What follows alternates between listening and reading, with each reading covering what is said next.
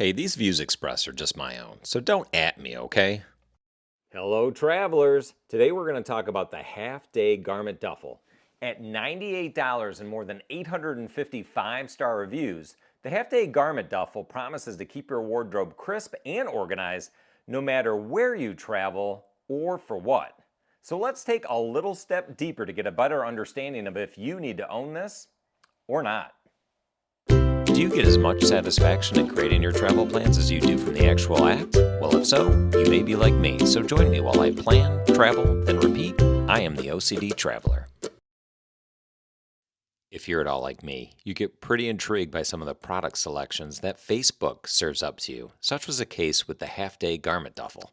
Here's how Instagram served it up with their own demonstration on how to pack the Halfday. But was it really that easy? This is my favorite bag for traveling right now. It doubles as a garment bag, so it keeps your shirts and suits looking sharp. It has a spot for everything, including your shoes, and plenty of space for all the rest of your gear. It's also water resistant and TSA compliant. Wow, seems easy enough, right? Well, here's our challenge. Get this stack of clothes, including 2 pairs of pants, underwear, socks, a couple of shirts, as well as my shave kit and 2 pairs of shoes, into the Halfday Garment Duffel. So there it is in all its glory, the Halfday Garment Duffel. First step is to unzip it and get it ready for packing. Next up, I really started to struggle here, and it took quite a bit of time to get my shirts in here. I'm a taller guy, but really trying to get it packed into this bag did seem to be a bit of a struggle, and I have to be honest, by the time I was done, I was already feeling like I had failed because my stuff was looking pretty darn wrinkled. But there you go, zipping it on up. Then it was time to pack up the shoes. I saw in one online review that someone was able to get 2 pairs of shoes, one each in the side pockets. Not so with my size 11s. As you can see, I zipped up the duffel a little bit. I have to be honest, it's a little bit of a struggle and an awkward maneuver to get the bag to get back to that duffel shape. But once done, as you can see, it's nice and easy to get your clothes in there. But I was already having a feeling that I'm putting all these heavy clothes right on top of my newly wrinkled shirts and blazer. Then it was on for my shaving kit, and then a dirty pair of shoes, because look, I can't take only 1 pair of shoes if I'm going for a 2-day trip. And then at the end, it was one more awkward zip up and around. And as you can see, I'm struggling just a little bit. But there you have it, the zipped up Halfday Garment Duffel.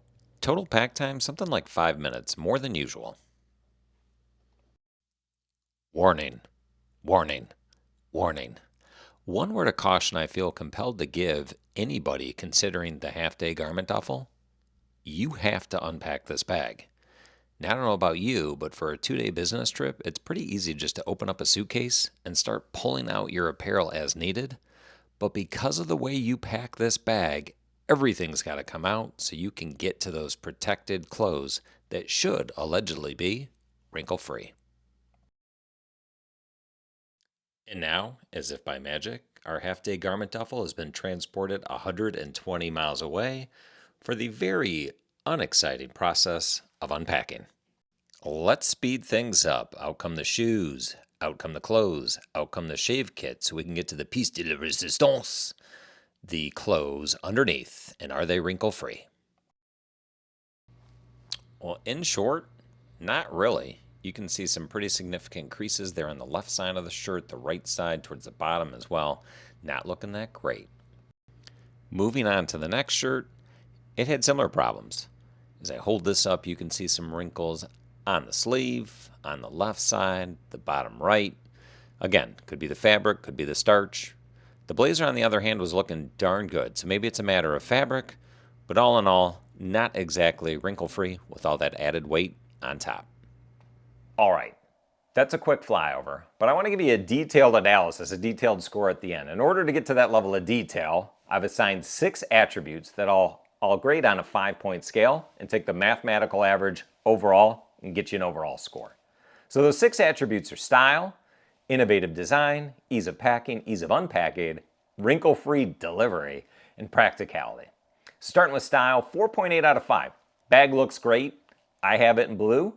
It's available in other colors. I think I saw maroon and a hunter green that was out there on their website. But look, if you want to compare this to that 1980s American Tourister bag, this one looks way better. Innovative design, I gave it a 5.0 out of 5. They're really trying to solve for a problem that we all have, keeping our clothes wrinkle-free, but not having to take around a different bag. Ease of packing, this is where they lost me. I gave it a 3.8. I'm 6'1". So my shirt's maybe a little bit bigger, my blazer might be a little bit bigger than others, but I really had to shove it in a relatively narrow holding area and then get that belt across. The clips didn't really work, my stuff was too long. And then at the end of the day, you got to take all of that, try to flatten it out, and then roll it up. And that just didn't work for me. You saw me struggling with the zippers. And I think even more than that, my challenge is, then I'm dropping on top of some of my most expensive items, my shirts and my blazers. I'm going to drop on, my gym clothes, my gym shoes, my shaving kit if I want to keep this compact down to one bag. And look, I don't love the idea of rolling the dice on conditioner or shaving cream leaking through to that stuff. That's my presentation layer, right? The kind of waist up component. I want to look good there. And that to me was the biggest challenge. So 3.8 on a 5-point scale for ease of packing. Now, ease of unpacking was super easy. Unzip it, take everything out. But that's the problem. Do you unpack? Do you unpack for a 24 to 48 hour trip? I don't always, because I'm OCD. I don't love the idea of my stuff being all over a room that I can't promise was sanitized. Maybe that's a me thing, but that's a challenge. So now when I go to a hotel, I've got to open drawers. I got to wipe those down to make sure they're clean before I unload the bag and finally get to my stuff that I'm hoping is still wrinkle-free. And from a wrinkle-free component, I did give it 4.0 out of 5. So blazer was actually in really good shape, but not my shirts. My shirts are starched, they look good. I don't want to have to iron if I don't have to. And that just created a little bit of a challenge for me. I saw creases. I'm never going to get that perfect when I go through the roll-up cycle and then put 10 or 15 pounds of additional items on top. And then last but not least, practicality. I also gave this a 4.0 out of 5. So it says it's TSA approved, and I'm sure it is, but I also know that with no wheels, I'm not going to want to have 15 pounds strapped to my shoulder as I'm walking through Detroit Metropolitan Airport or O'Hare. It's going to start to get heavy. It's going to start to get annoying. And then again, the practicality of the zip-up component and dropping weight and dirty stuff on top of some of the things you want to be clean, I don't know. I don't find that to be especially practical. So overall, if you do that average, I'm at a 4.4 on the Halfday Garment Bag. If you go to their website, they've got about 850 reviews at a 4.82. And I think that's a pretty fair score for most folks. But look, I clearly have my own issues, so I took it just a little bit deeper. But how about you? Do you have a Halfday bag? What do you think about it? Did I do something wrong? Because that's completely possible. But let me know your thoughts. Is this something, if you don't have, that you would want to have? And what kind of innovation would you call out for the company to make it that much better? But look, if you haven't done it already, go ahead and hit like and subscribe. That's why I'm here. I want to give you feedback and get your feedback. But until next time, ladies and gentlemen, I'm the OCD Traveler.